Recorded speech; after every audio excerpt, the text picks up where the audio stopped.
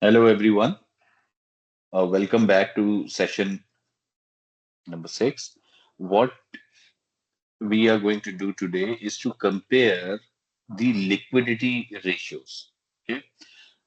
Now, let me just basically give you a very basic overview of why liquidity is important and how it can differ from profitability. We all know that financial statements are prepared on an accrual basis, right? What does that mean? You recognize your revenues when they become receivable or due, and expenses when they become payable. Now, what does that mean?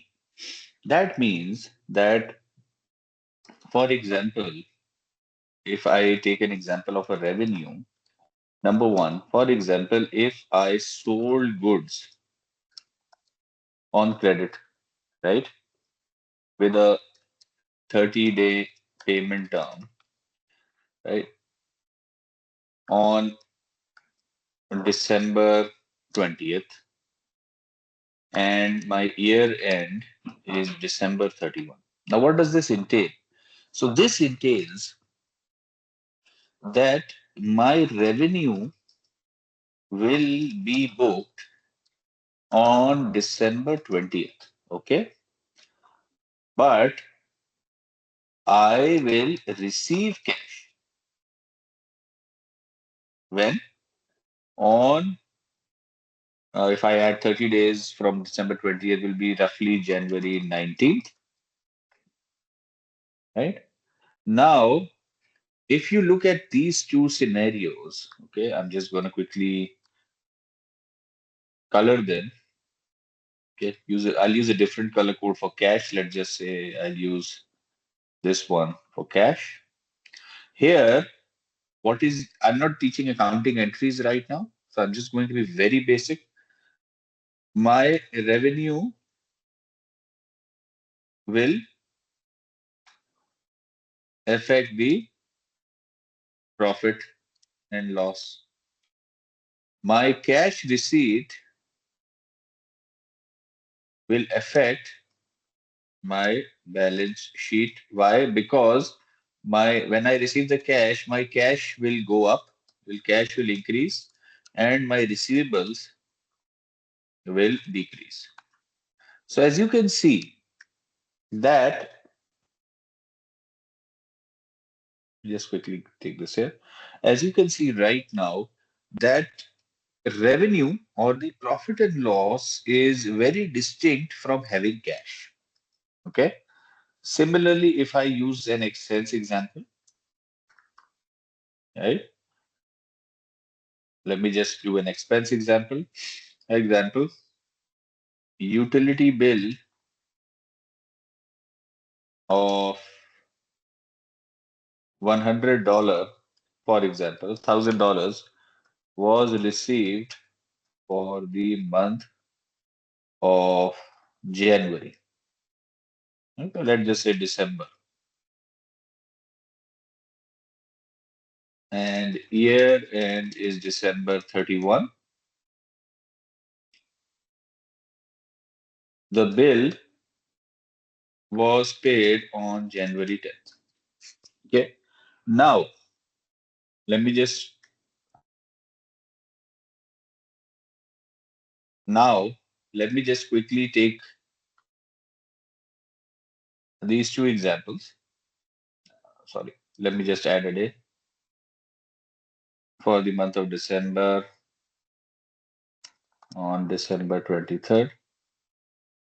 The bill was paid on January 10th. Okay. Now let's just revisit this utility bill example. Okay. Utility bill was received for $1,000 and it has to be paid on January 10th. Okay. Okay. Let me just change this date a bit for simplification purposes. December 31, 31 you paid in 10 days. Now, what is the impact? Utility expense, sorry, utility expense will be booked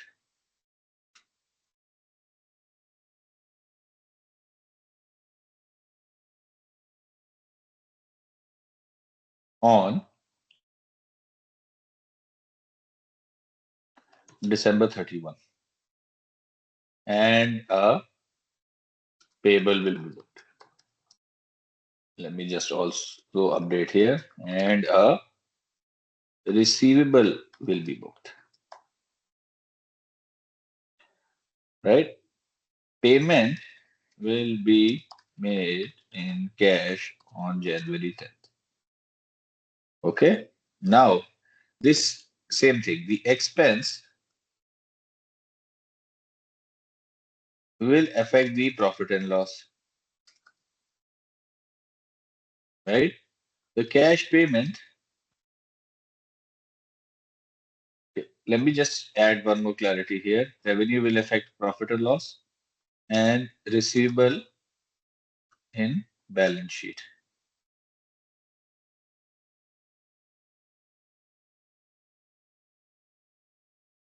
Let me just correct this one also.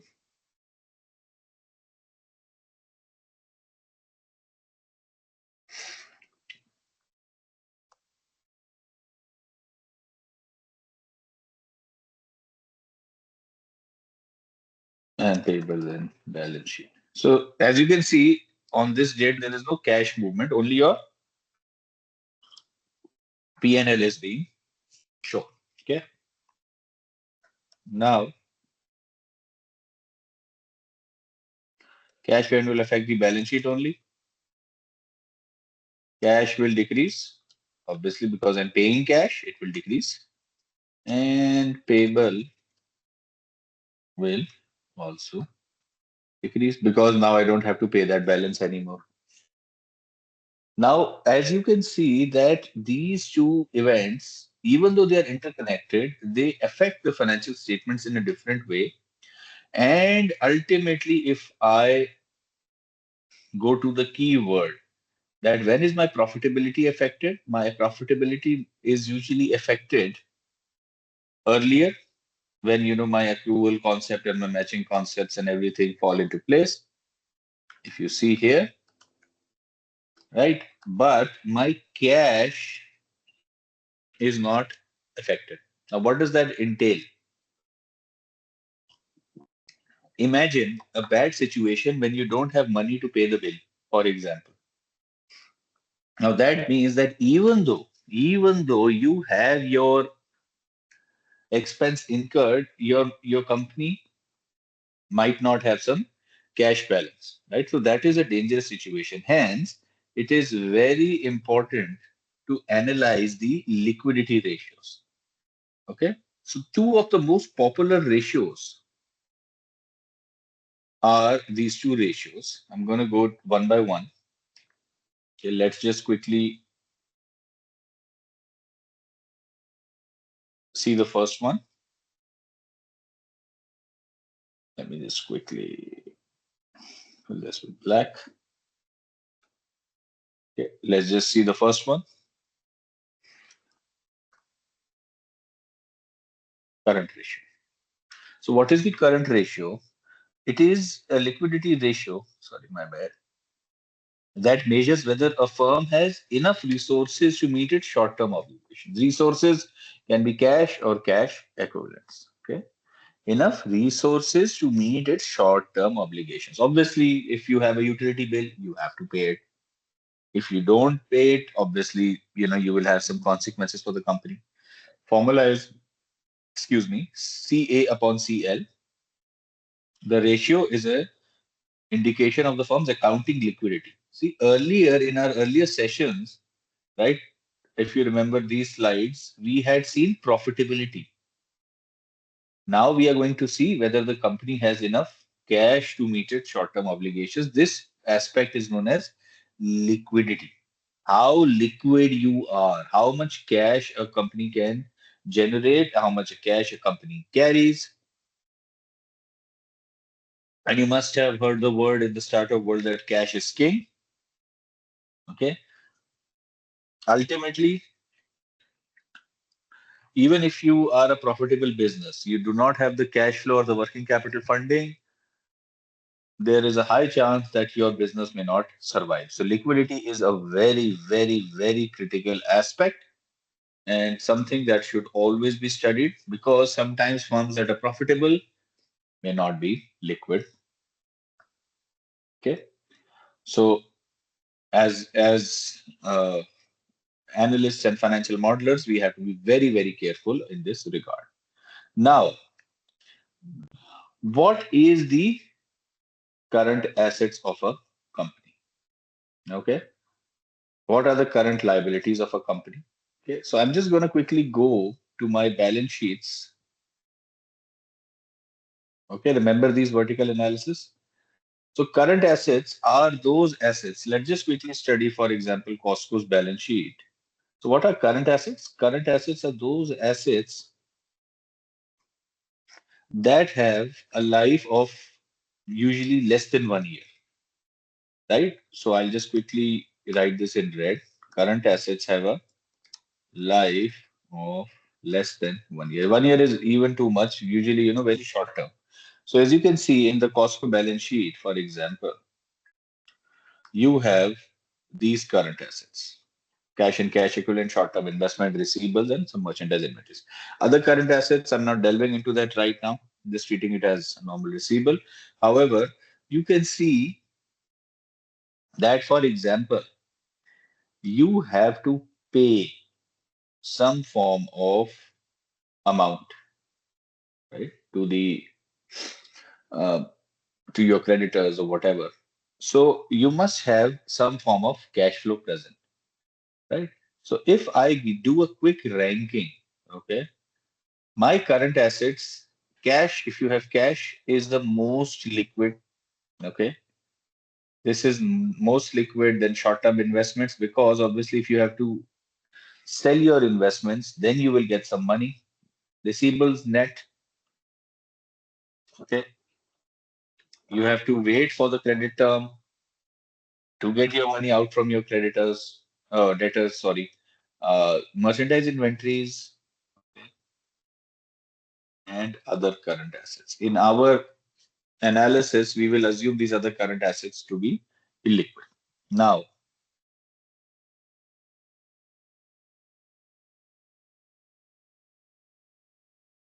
okay,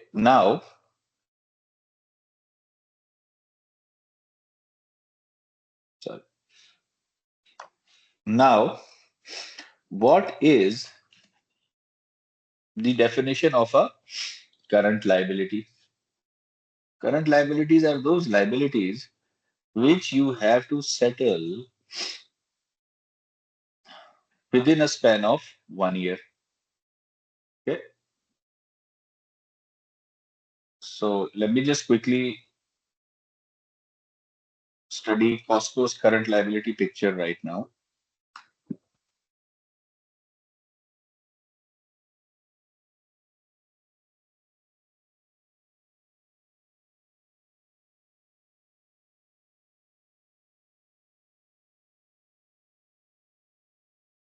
Okay, you have accounts payable, accrued salaries, accrued member rewards, deferred membership fees, other current liabilities, and current portion of long-term debt. So the common point in all of these is that they have to be paid within 1 year. That is very important. Now, why is this important for a current liability picture? Let's quickly hide this.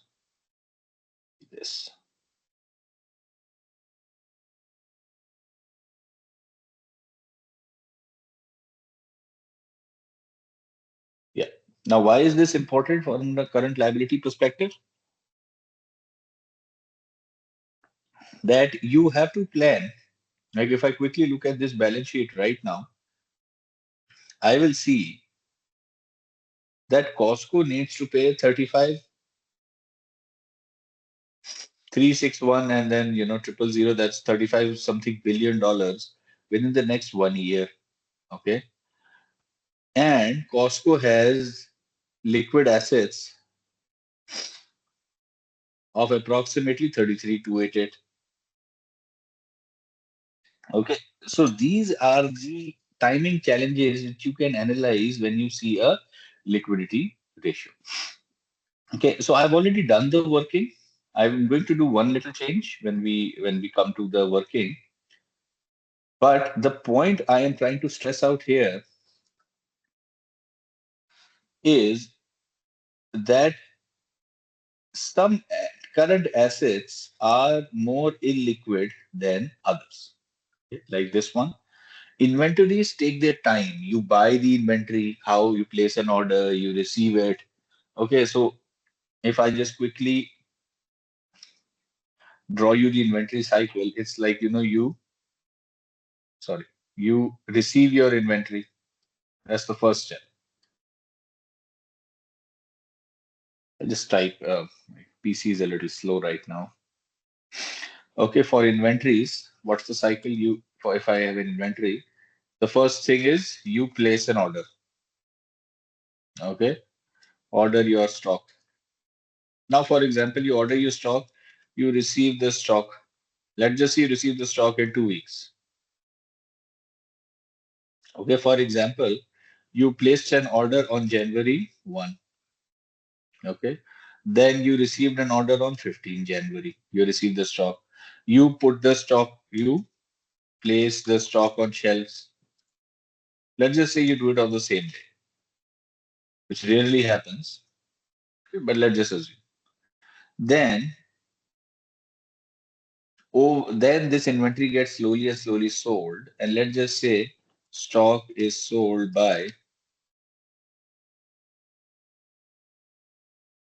in 2 weeks. So your stock gets sold by January 31. Now, if you look at this timeline, it is not as simple that if you have stock today, it's going to be sold immediately and you will get cash. Hence, inventories have some liquidity problems. And obviously, when you delve deeper, you will see that inventories also have dead stock problems. They have obsolescence issues, they have expiry issues, but those are specific inventory related issues. The point is, for any inventory item, you cannot just assume that if you have inventory, you have cash. You would have to have some sort of time lag in between these two items and between these two areas of receiving inventory and then selling it and then receiving cash out of it. So, since we know that inventory may have some liquidity issue, there's another ratio. Okay. And this ratio is known as the quick ratio. Okay. This is known as the quick ratio, also known as the acid test ratio. Is a liquidity ratio that measures the ability of the company to use near cash assets. What do you mean by near cash assets or quick assets? To extinguish or retire the liabilities immediately. So near cash assets means that, okay, I understand that inventory, prepaid, and other these assets, they might not be liquid from my perspective of meeting these short-term obligations very quickly. So I am more conservative, right? What I basically do is that, in my conservative aspect, I try to find only those assets that are readily convertible to cash, and then ultimately I can have a better picture. Okay, that if need arises, how quickly can I pay off my short-term obligations? So it says this is more conservative than the quick ratio, as it excludes inventory and prepayment which are not sufficiently liquid. Because you say, hey, I don't know how quickly I can get cash from basically my stock. Prepayments are some things you've already paid, you will not get cash out of them. You will, as time passes, you will get some sort of a expense um, adjustments, but you will not get any form of cash. So these two ratios are the benchmarks. Usually, there are other ratios as well, but these two ratios are the key ratios when we analyze any company's liquidity picture because it sort of dissects the working capital needs and the working capital availability of a company. Okay. Okay. Now, I said the term working capital. So working capital is basically, how much cash I have to run the business. So my working capital is usually my current assets minus the current liabilities. This will give me some sort of a picture. Okay, can I basically meet my current liabilities or not? Okay, this was just an additional pointer for you. Now, back to the working. So these were the definitions for you. I hope they're pretty clear. Now I have already imported all the data for Costco and Walmart. Okay. Remember these earlier slides we had seen in our earlier sessions? So I had basically, copy pasted all the data from various balance sheets which we had compiled in our earlier sessions. So I just copied all of the current assets and the current liability data on this separate sheet. Okay, company wise. So this is the Walmart data I have. Let me just quickly zoom out a little bit so you can see the whole picture. So here you have your current assets. Okay. Just I'll just quickly use red for the current assets right now. And here you have your current liabilities. Now I am calculating two various ratios, right? What are the two different ratios? Current ratios and the quick ratios. So what is my current ratio? My current ratio, I think, is much simpler than the quick ratio. You don't have to do anything. You just need to divide two values. So if I go here, my current ratio is total current assets divided by total current liabilities. So let me just change the colors back. I'm going to quickly calculate them again with you. So I'm going to do this is equal to current assets divided by my current liabilities. Okay, I get 0.8.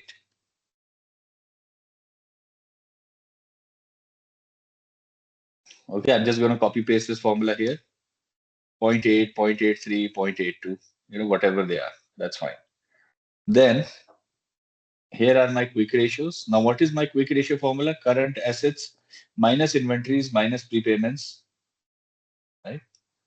So let's see, is equal to this minus this minus this. Okay. Now, in effect, what am I doing? I am just adding cash and cash equivalent and short-term receivables. I am deleting any of those current assets that are not that liquid and then divided by my current liabilities. Obviously, the value is lower because my numerator is lower. So it's 0.18, 0.19, and you will see a pretty consistent trend. If I even freeze my rows over here, you will see quarter two, quarter three, whatever. You will see a pretty consistent trend. Okay, 0.18, 0.19, they are hovering in that trend. So most companies have some policies for liquidity, which are very important. So as you can see that at any point in time, Walmart has roughly 80% of their current liabilities covered by current assets, and your quick ratios are 0.1. Again, this does not mean that this is low or high. You have to interpret every ratio in the context of the industry, competitor companies, and so on and so forth. Okay. So let me just quickly calculate the same thing for Costco. I have the same data again for Costco, Q2, and so on and so forth.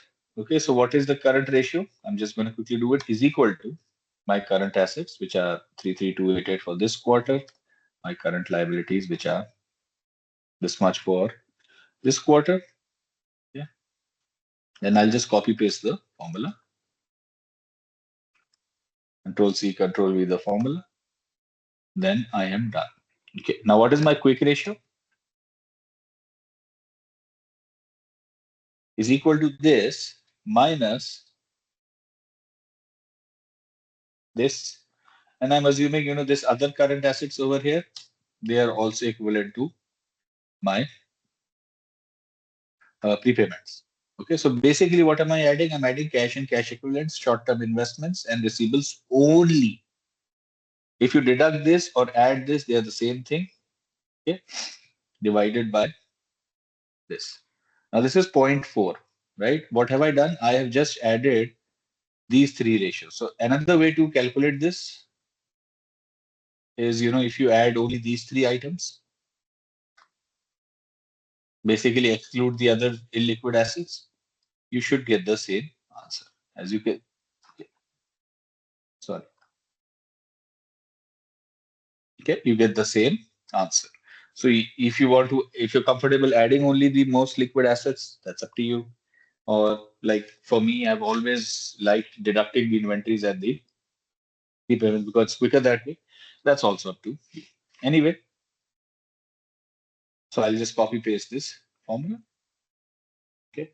Now, if I do a quick comparison now, I will see that Walmart current ratio and Costco current ratio is different. Costco has a higher current ratio. Okay. And Walmart has a lower current ratio. And similar trend can be seen in terms of the quick ratio. And let me just, anyway. Okay. Now I have basically transposed all of this data I have transposed into these two tables. So you will see that Costco currently maintains a much higher current ratio, not a much higher, but like a little bit more higher than Walmart. So obviously you cannot comment. This is not a stock advice. This is not a comment on any company's liquidity.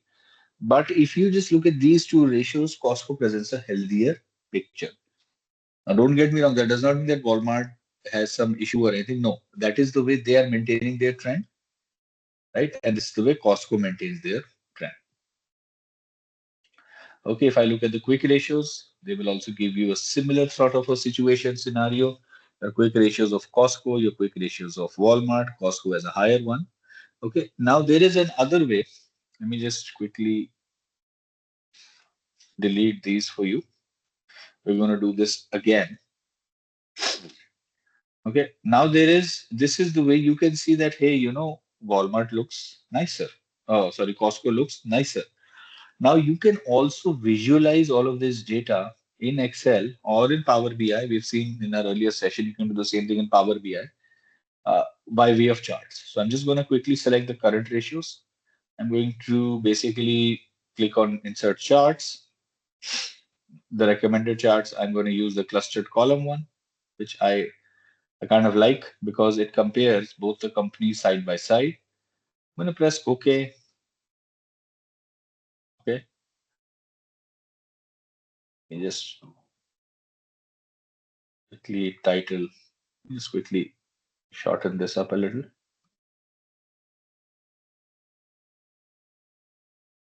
Elongate it a little for me.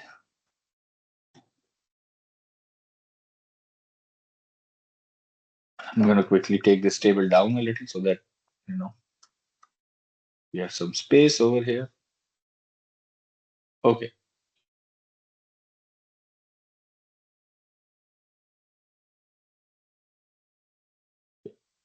Now, let me just title this current ratio.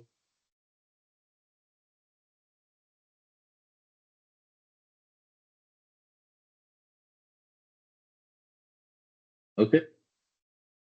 Now you can see that the Costco current ratios are progressively, you know, a little lower, but they are usually higher than your Walmart current ratio. So this gives you some sort of a picture. It maybe Costco has some sort of a higher liquidity somewhere, or the management decides that this is the ratio they want to maintain somewhere on the item of one, and maybe the Walmart management says it should be around zero point 0.8, you know, but they're hovering within that range. As you can see, it's pretty consistent. Obviously, it's a little lower in quarter two 2024, but earlier it was within that range. And Walmart was also within that range. So you can derive some comments that Costco's current ratio has declined, 0.93 versus, okay, this was 1.07. And, you know, now it has increased a little, 0.94. A Walmart current ratio has also declined just a little from 0.83, 0.85 to around zero point 0.8, but at a fairly consistent level. I can do the same thing for my quick ratios. Again, seeing the table quickly gives me the idea. If I see this table very quickly, it gives me the idea that Costco has a higher quick ratio than Walmart. Okay. Another way can be you can visualize this. I'm just going to quickly click insert charts. I'm going to use the same clustered column it gives me on the recommended area because it's a nice chart for visualization purposes. So this will be quick ratio, Costco versus Walmart.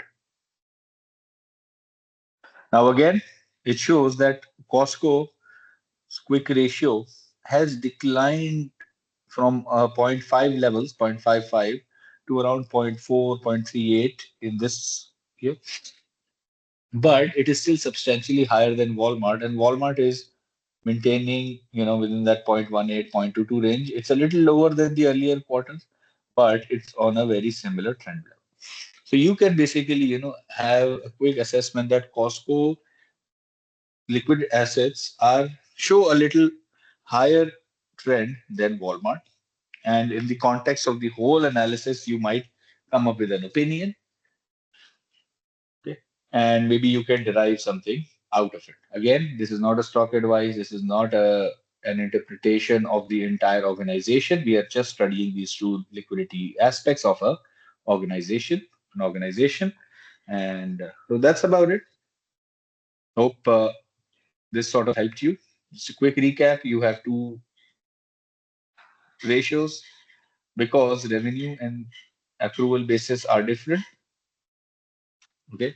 So your cash movements will be different from your profitability movements. So you have your current ratios and you have your quick ratios. Okay.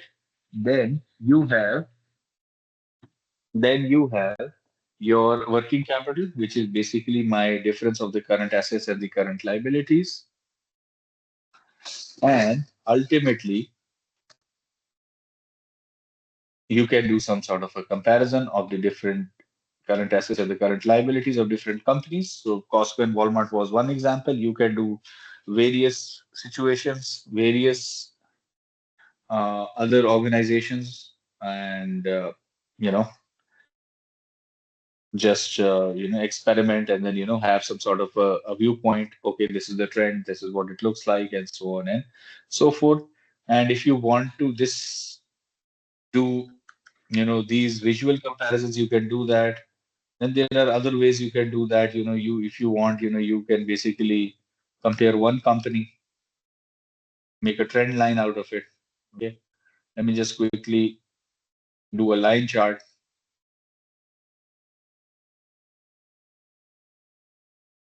Okay. You can see that the current areas ratios are lower. Earlier they were higher.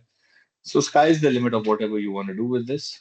So thank you so much for this session, and hopefully um, catch you sometime in the next one. Bye bye.